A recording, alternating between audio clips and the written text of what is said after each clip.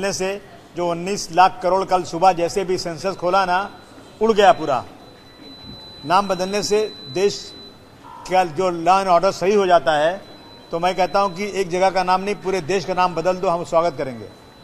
लेकिन नाम बदलने का मतलब ये है कि आप एक जो है लोगों को एक जो है गलत तरीके से इनमें उलझा करके आप देश की महंगाई, देश में चाइना ने कितना ज़बरदस्त कब्जा कर लिया है जगह पे, आज जो है लाडली बहना को 2100 देने की बात करने वाले खजाने में पैसा नहीं। तो अगर इन चीज़ों को लोगों का दिमाग वहाँ से भटकाना ये करना है तो मैं समझता हूँ ये गलत है। देश में डेवलपमेंट की बात होना चाहिए।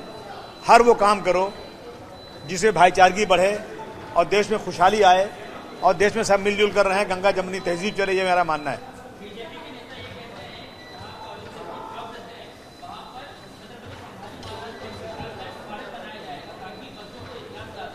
नहीं, बिल्कुल इतिहास तो याद दिलाना चाहिए। इतिहास तो मिटाया नहीं जा सकता। सच्चा इतिहास लोगों को दिखाना चाहिए। बनावटी इतिहास मत बनाइए और सही दिखाइए लोगों को। और ज़बरदस्ती का जो है ना, देश में ऐसी चीज़ मत लाइए जिससे सांप्रदायिकता बढ़े और लॉ एंड ऑर्डर की सिचुएशन खराब हो।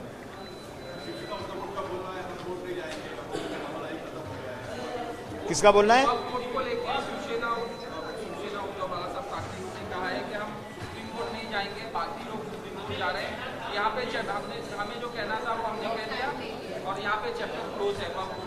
नहीं, ऐसा है कि वो जाएं या नहीं जाएं, लेकिन इसमें हमारी जो सबसे जिसको हम फॉलो करते हैं, मुस्लिम personal law board, Jamaat Islami, Jamiatul उलमा, ये सब लोग कोर्ट की तरफ जा रहे हैं और 16 तारीख शायद कोर्ट में, सुप्रीम कोर्ट में बनी है।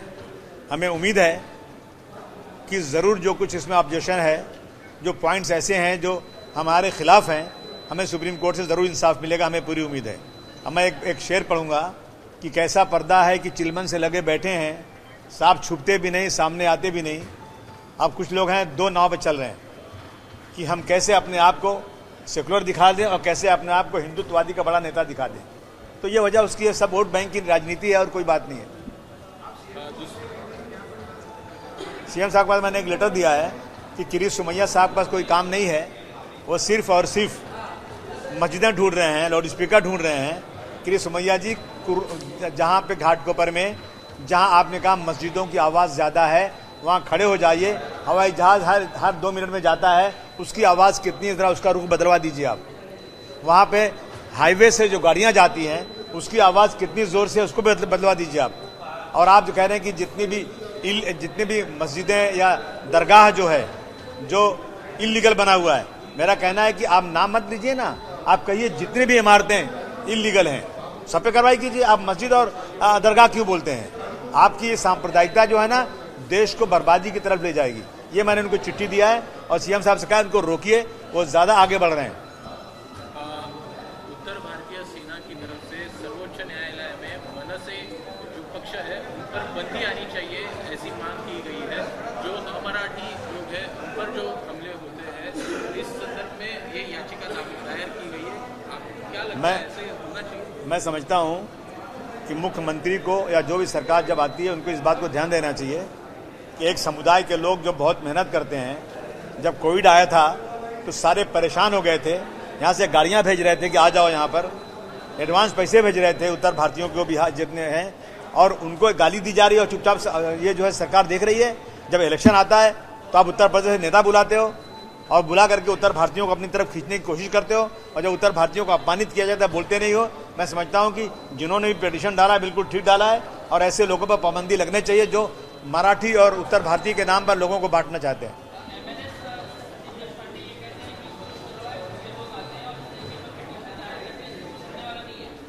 कुछ हो या नहीं होए, हमें उम्मीद है कोर्ट के ऊपर। हम कोर्ट जाएंगे, हम जो है मुख्यमंत्री से बात करेंगे। मुख्यमंत्री जी ने कहा है कि अगर आगे बढ़ेंगे तो हम भी कार्रवाई करेंगे, ये भी उन्होंने आश्वासन दिया है। मैं समझता हूँ सिर्फ बोलने से नहीं होता है, इनको कार्रवाई करना चाहिए। सर, आपने औरंगजेब को लेकर जो बयान दिया था उसके बाद सस्पेंशन हुआ।